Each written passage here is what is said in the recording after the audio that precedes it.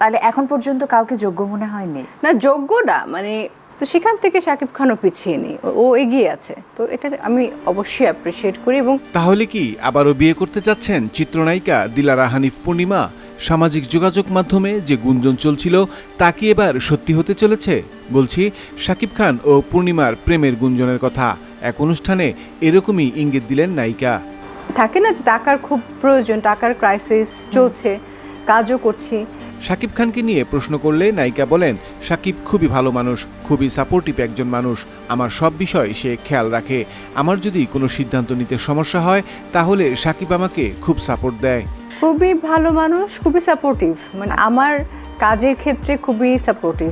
মানে আমি যখনই যে মুহূর্তে কাজটা আসে, যখন আমি বলি আচ্ছা, তখন সেটা আমার সাথে, আমি তার সাথে ডিসকাস করে নিই আগে। আর সে খুবই, থাকে না যে টাকার খুব প্রয়োজন, টাকার ক্রাইসিস চলছে, কাজও করছি। কিছুটা তো আছে যে আমার যেহেতু বাবা মারা গেছে খুব অল্প বয়সে, আমি এবং আমার মা চেয়েছিলেন আমাকে সিনেমার নায়িকা বানাতে, দেখতে।